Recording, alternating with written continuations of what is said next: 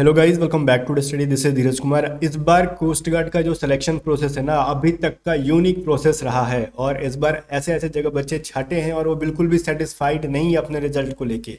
मैं बता रहा हूँ, अभी बहुत सारे लोगों का मैसेज आ रहा है कि मैं असेसमेंट टेस्ट में, जिसको हम एडेप्टिबिलिटी टेस्ट कहते हैं, वहाँ पे आउट हूँ और मेरी पेपर बहुत अच्छी गई थी, उसके बावजूद भी मेरे को आउट किया गया। मार्क्स नहीं बताया गया और क्यों किया गया कुछ नहीं बताया गया, बस बोला गया कि तुम आउट।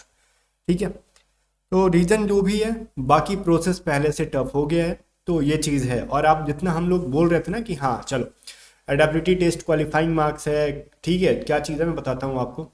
जो मैंने बताया था कि स्टेज 2 की जो एडेप्टिबिलिटी टेस्ट है वो क्वालिफाइंग मार्क्स है, तो ज़्यादातर बच्चे इसमें ना वो जीडी वाले आउट हो रहे हैं। रीज़न इसका ये है, जहाँ तक मैं देख पाया हूँ कि जीडी वाले बच्चे क्यों आउट हो रहे हैं। इसके अंदर दो पेपर हुई थी, क्योंकि पेपर 1 में ना जो जीडीडीबी आंतरिक के तीनों के सेक्शन 1 का जो पोर्शन होता है वहीं से सवाल पूछा गया। 40 क्वेश्चन पूछे गए थे 30 मिनट के, जिसमें निगेटिव मार्किंग नहीं थे।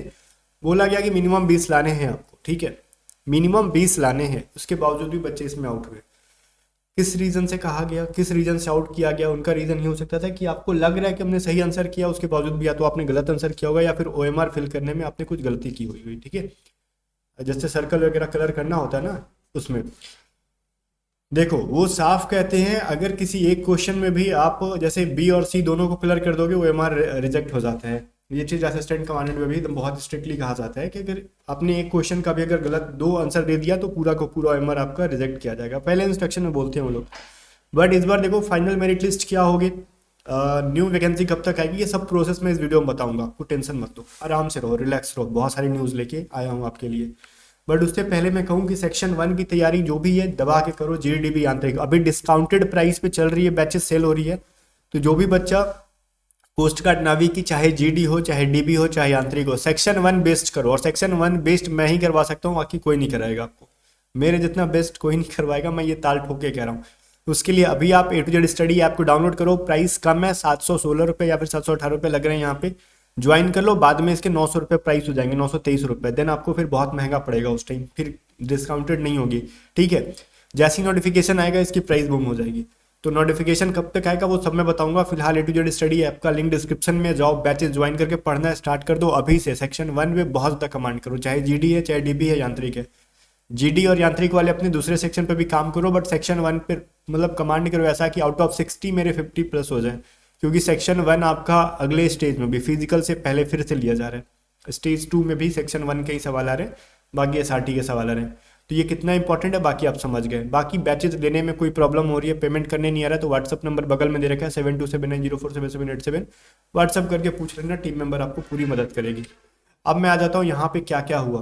पहले नई भर्ती कब आएगी वो चीज़ सुनना चाहते हो आप ना, तो देखो नई भर्ती ना या तो कोस्ट गार्ड नाविक का जीडीबी आंतरिक या फिर कोस्ट गार्ड असिस्टेंट कमांडेंट, जनवरी एंड होते होते या फिर फरवरी के फर्स्ट वीक तक आपको नोटिफिकेशन दिख जाएगी। दोनों में से कोई भी नोटिफिकेशन दिख जाती है, रिलैक्स हो जाना, क्योंकि सबको पता है कि दोनों एग्जाम एक साथ होते हैं। कोस्ट गार्ड असिस्टेंट कमांडेंट का भी आ जाता है नोटिफिकेशन, उसके 10 दिन के बाद दे नोटिफिकेशन जीडीडीबी आंतरिक का, उसे कोई मतलब नहीं है। एग्जाम हो तो दोनों साथ ही लेते हैं वो लोग, रिटन एग्जाम। ठीक है, तो कोई भी नोटिफिकेशन दिख जाएगी 100% आपको। और मस्त रहना तब तक आप, ठीक है। और फिलहाल भी मस्त रहो, तैयारी में जान लगाओ, मैं यही कह रहा हूँ। ए टू जेड स्टडी से बेस्ट जगह आपको कहीं नहीं मिलेगा। जब पूरे यूट्यूब पे किसी ने एडेप्टिबिलिटी टेस्ट के बारे में नहीं बताया था, तब मैंने कहा था कि सेक्शन 1 वाली चीज़ें पढ़ो, वही आने वाली है। और एसआरटी के क्वेश्चंस भी आई थी, मैंने डेमो बना के आपको दिखाया भी था। ठीक है, तो सोच सकते हो, जहाँ तक किसी कोई सोच नहीं सकता था वहाँ जाके मैंने एग्जैक्ट चीज़ें बताई। खाली मैंने ये कहा कि कितने क्वेश्चन देंगे वो श्योर नहीं बता पाऊंगा, कितना टाइम देंगे ये श्योर नहीं बताऊंगा, बट क्या देंगे ये मैं बता रहा था, है ना। तो बड़ा फर्क होता है कि ऐसे तुक्का में कोई भी आगे पढ़ा दे और जेन्युइन चीज़ें पढ़ा दे, दोनों में फ़र्क होता है। ऐसे ही हमने रिटन एग्जाम में करवाता हूँ बहुत अच्छे से, क्योंकि मैं खुद भी एफकैट जैसे exam, coast guard assistant commandant जैसे एग्जाम को फोड़ता हूँ।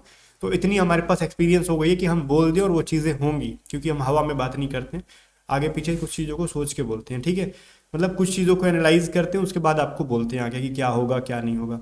तो नोटिफिकेशन के जहाँ तक बात कर ले, इस बार डिले नहीं है कुछ भी। वैसे आपको जनवरी एंड तक देखो कैसे भी दिख जाएगी, या दोनों में से कोई भी दिख जाए, या फिर फरवरी के फर्स्ट वीक तक। ठीक है, तो सब कुछ ऑन टाइम ही चल रहा है। बाकी अब अपने आप को रेडी रखो, प्रिपेयर्ड रखो। बिकॉज देखो गाइज, मैं यही कहना चाहूँगा कि आपको फरवरी एंड तक एक बार कोर्स कंप्लीट कर लो। हमारी बैचेज में फरवरी एंड तक सारी बैचेज अपलोड कर देंगे हम लोग। बस जब मार्च में खाली रिवीजन होना चाहिए, कुछ भी नहीं। और मार्च में खाली रिवीजन होना चाहिए और कुछ नहीं होना चाहिए। अब मैं बात कर लेता हूँ यहाँ पे मेरिट लिस्ट के बारे में कि फाइनल मेरिट जो इस बार 01/2024 की हुई है वो कितनी तक बढ़ने की पॉसिबिलिटी है। तो जनाब ध्यान से सुनना, फाइनल मेरिट बढ़ने की, देखो यहाँ पे मैं आपको ना कुछ चीजें समझाता हूँ, क्लियर समझ जाओ। इस बार कट ऑफ कम जाने का रीजन पता है क्या है? क्योंकि उनको पता था कि हम एडेप्टिविटी टेस्ट के अंदर छांटने वाले हैं बच्चों को, ठीक है। तो उन्होंने थोड़ी सी कट ऑफ, थोड़ी सी नहीं, कट ऑफ ज्यादा डाउन की और थोड़े से बच्चे ज्यादा बुलाए। रीजन समझ गए क्यों बुलाए? ये सभी चीजें मैं आपको रिजल्ट से पहले ही बता रहा था। जो चीजें मैं अभी रिजल्ट आने के बाद लोग कह रहे थे, मैं पहले ही बता रहा था ये सब चीजें, कि अगर जहां एडेप्टिविटी टेस्ट को उन्होंने सीरियसली लिया, कट ऑफ डाउन जाएगी, एंड फिर क्या होगा, बच्चे ज़्यादा बुलाएंगे। अगर वो असेसमेंट टेस्ट को अगर सीरियसली नहीं लेंगे तो cut off as it is रहने वाली, जैसे हर साल होती थी। तो बात वही हुआ कि उन्होंने सीरियसली लिया एडेप्टिविटी टेस्ट को, असेसमेंट टेस्ट को। वो क्यों लिया मैं वो भी बताऊंगा। और बच्चे थोड़े से ज़्यादा बुलाए, और जो ज़्यादा बच्चे बुलाए हैं, ठीक है ध्यान से सुनना, जो थोड़े बहुत ज़्यादा बच्चे बुलाए हैं उन्होंने काम पर असेसमेंट टेस्ट के अंदर छाट लिए हैं, ठीक है। ये मत सोचना ना कि नहीं नहीं असेसमेंट टेस्ट अच्छे खासे पास हो गए। किसी किसी शिफ्ट में 40 में ना 17-15 ऐसे बच्चे छाटे गए हैं असेसमेंट टेस्ट के अंदर, आपको पता होना चाहिए। किसी किसी में 40 में 7, किसी में 8 ऐसे बच्चे छाटे गए। तो किसी किसी में 50% तक भी छटे हैं, जहाँ तक मैं बच्चों से जान पा रहा हूँ। पूरा प्रोसेस क्या हुआ एक बार जान लो। जो नए बच्चे हैं, आपका स्टेज 1 के बाद बुलाया गया, स्टेज 2 में उनका जो बायोमेट्रिक वगैरह लेके, एडमिट कार्ड फोटो वगैरह चेक करके उनका लिया गया ये असेसमेंट टेस्ट। इसमें जो बच्चे छटने थे छटे गए। फिर फिजिकल हुआ, फिजिकल के बाद उनका डॉक्यूमेंट वेरिफिकेशन हुआ, उनका फिर मेडिकल हुआ, ठीक है। और फिर उनको भेज दिया गया। जिसको री मेडिकल मिला उसका री मेडिकल चलेगा। अब री मेडिकल जब चलेगा ना तब आपकी नोटिफिकेशन आएगी। इतना समझना, जब बच्चों का इधर हो जाएगा फिर आपको नोटिफिकेशन आती है अगली भर्ती के लिए, और उनका री मेडिकल चलते रहता है।